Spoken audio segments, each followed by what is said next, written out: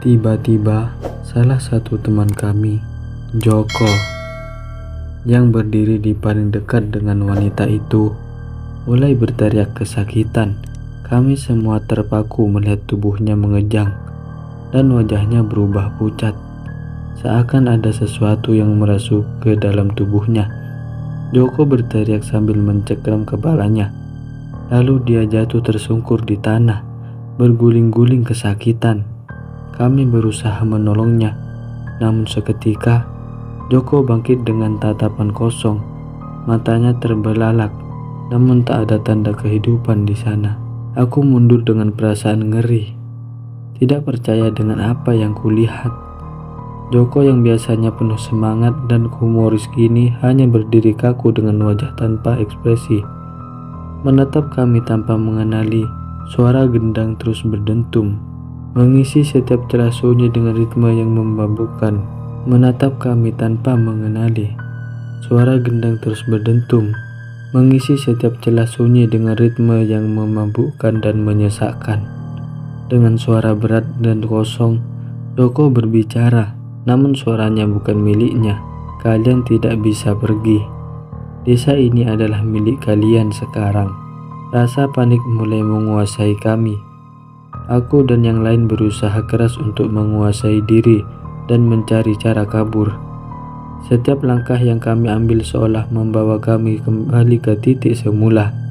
Desa ini dengan segala ritual dan penduduknya yang aneh, seolah mengurung kami dalam sebuah lingkaran tanpa jalan keluar. Kami akhirnya berlari sekuat tenaga, tak peduli arah, hanya ingin menjauh dari desa itu.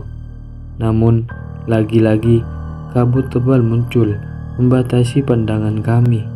Di antara kabut itu, bayangan para penduduk desa mulai muncul satu persatu, menatap kami dengan tatapan kosong dan mengancam.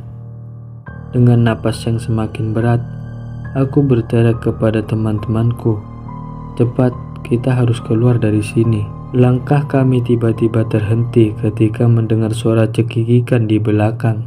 Saat berbalik, kami melihat para penduduk desa berdiri tak jauh dari kami, membentuk lingkaran, seolah-olah menahan kami dari segala arah.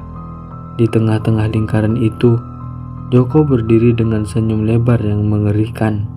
Ini sudah benar-benar menjadi bagian dari mereka. Kami hanya bisa berdiri membeku, tak berdaya.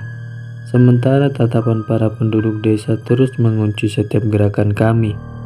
Kami baru menyadari desa ini tak akan pernah membiarkan kami pergi dengan mudah. Setelah menyaksikan perubahan mengerikan pada Joko, ketakutan kami mencapai puncaknya. Kami tidak pernah membayangkan bahwa desa ini akan benar-benar menelan kami satu persatu.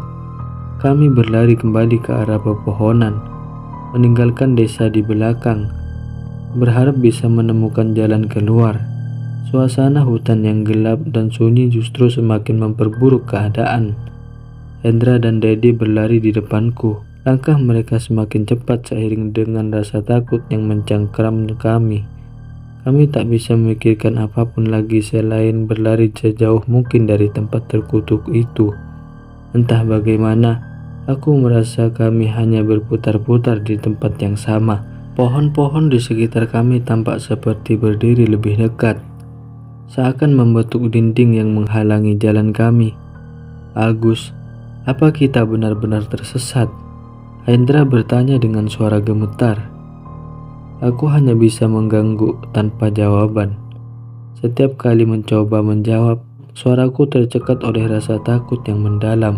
Tiba-tiba, suara gemerisik di belakang kami membuat kami berhenti seketika. Kami saling berpandangan. Ketakutan terlihat jelas di mata kami masing-masing. "Hendra, kau dengar itu?" Dedi berbisik. Matanya menyelidiki ke arah pepohonan yang gelap. Tanpa peringatan, Dedi memutuskan untuk berlari lebih dalam ke hutan, meninggalkan aku dan Hendra. Kami berdua hanya bisa menatap dalam kebingungan saat sosok Dedi perlahan-lahan menghilang di balik kegelapan. Kami memanggil namanya berulang kali, namun hanya keheningan yang menjawab kami. Beberapa detik kemudian, terdengar teriakan Dedi yang menggema di tengah hutan. Teriakannya begitu memilukan, memecahkan keheningan malam, lalu terhenti begitu saja. Apa yang terjadi padanya? Hendra bertanya dengan suara gemetar. Aku tidak tahu harus menjawab apa. Rasa putus asa mulai merayap di benakku. Namun kami tidak bisa berhenti di sini. Dengan langkah yang berat, kami terus maju, berharap bisa menemukan jalan keluar atau setidaknya bertemu seseorang yang bisa membantu kami. Tidak lama kemudian, Hendra mulai menunjukkan tanda-tanda ketakutan yang lebih mendalam. Dia terus-menerus melihat ke belakang, seolah-olah ada sesuatu yang mengikutinya. Kau lihat mereka, Agus, bisiknya sambil menunjuk ke arah kegelapan di antara pepohonan. Aku tidak melihat apa-apa selain kegelapan dan bayangan pohon yang tertiup angin. Tapi wajah Hendra tampak ketakutan luar biasa. Dia mulai bergumam sendiri, mengatakan bahwa dia melihat sosok-sosok aneh berdiri di antara pepohonan. Aku mencoba menenangkannya, namun Hendra terus-menerus meronta semakin panik. Mereka mengincar kita. Kita harus pergi sekarang juga, teriak Hendra dengan mata melotot ketakutan. Aku mencoba menenangkannya, namun dalam sekejap Hendra berbalik dan berlari tanpa menoleh ke belakang. Aku berteriak memanggilnya, namun langkah-langkahnya semakin jauh hingga akhirnya hanya suara gemerisik dedaunan yang terdengar. Aku berdiri sendirian di tengah hutan yang gelap. Perasaan takut semakin mencengkram. Menyadari bahwa sekarang aku satu-satunya yang tersisa. Aku duduk terdiam, berusaha mengatur napas sambil mencari keberanian untuk terus melangkah. Di dalam hati aku mulai merasa kehilangan harapan. Suara-suara aneh dan bayangan-bayangan misterius mulai memenuhi pikiranku. Aku melihat ke sekeliling dan menyadari bahwa pohon-pohon di hutan ini tampak seolah-olah hidup, mengamati setiap gerakanku. Di kejauhan terdengar suara yang sangat familiar. Suara Hendra memanggil namaku dengan nada yang aneh. Awalnya aku merasa lega mendengar suaranya, tetapi sesuatu di dalam hatiku mengatakan bahwa ada yang tidak beres. Suara Hendra terdengar datar, seperti tidak memiliki emosi. Agus, kemana kamu pergi? Ayo kita pulang bersama. Suaranya terus memanggil, semakin dekat dan semakin jelas. Aku sadar ada yang aneh dengan suara itu. Suara Hendra tidak terdengar seperti dirinya, seolah-olah bukan Hendra yang sebenarnya. Rasa takut mengalir di seluruh tubuhku, membuatku merinding. Dalam keputusasaan, aku mulai berlari tanpa arah, mencoba menjauh dari suara itu. Setiap kali aku berhenti, suara itu selalu terdengar semakin dekat, seakan-akan mengikutiku kemanapun aku pergi. Aku berusaha untuk menenangkan diri, tetapi suara-suara itu mulai bercampur dengan suara-suara lain yang lebih menyeramkan. Bisikan-bisikan, tawa kecil, dan tangisan samar di balik pepohonan. Aku menoleh ke belakang dan melihat bayangan Hendra berdiri di antara pepohonan, menatapku dengan tatapan kosong. Dia hanya berdiri di sana, tidak bergerak, seolah menungguku. Wajahnya terlihat pucat, dan senyuman kecil yang mengerikan terpampang di wajahnya. Dengan rasa takut yang tidak terhingga, aku berteriak dan berlari sekuat tenaga, mencoba meninggalkan sosok itu. Meskipun aku sudah berlari sejauh mungkin, setiap kali aku menoleh, sosok Hendra selalu ada di sana, menatapku dengan senyuman yang sama. Ketika aku hampir kehilangan tenaga, aku tersandung dan jatuh di atas tanah. Saat aku berusaha bangkit, aku mendongak dan melihat bahwa sosok-sosok lain telah berdiri di sekelilingku, mengurungku dalam lingkaran yang semakin kecil. Mereka semua adalah wajah-wajah yang pernah aku lihat di desa itu. Penduduk desa, wanita tua, mereka mendekat perlahan, membentuk lingkaran yang semakin sempit di sekitarku.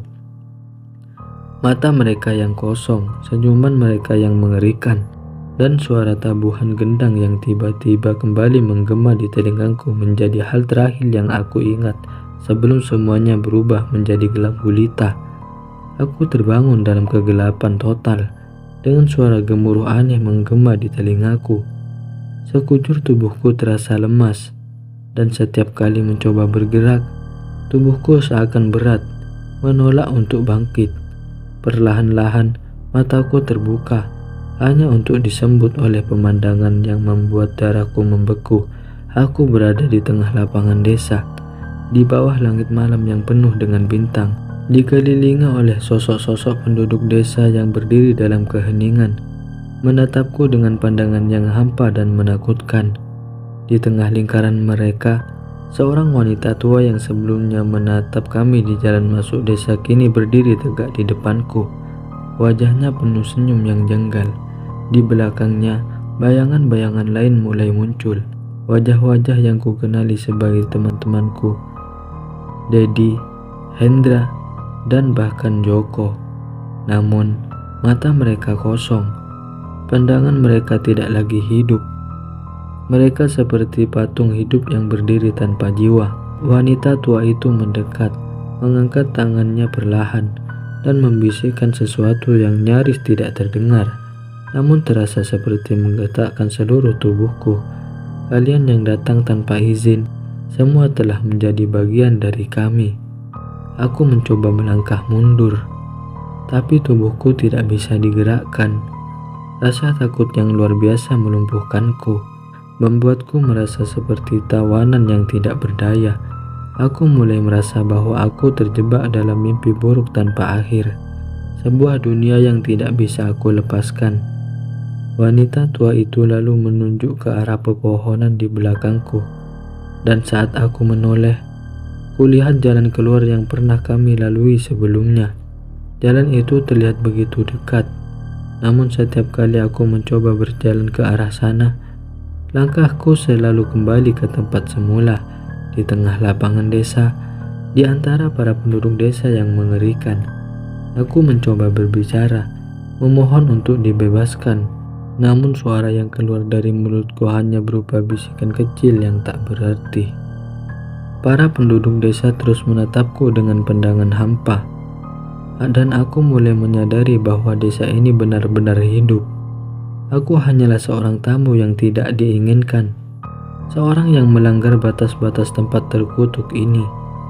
Saat malam semakin larut, tabuhan gendang kembali terdengar, dan penduduk desa mulai bergerak perlahan, mengikuti irama yang menonton namun menghantui. Gerakan mereka begitu sinkron, begitu menyeramkan, seolah-olah mereka adalah satu kesatuan yang hidup dalam kehampaan abadi. Pada akhirnya, aku hanya bisa berdiri di sana, terjebak di tengah desa yang seakan tidak memiliki akhir.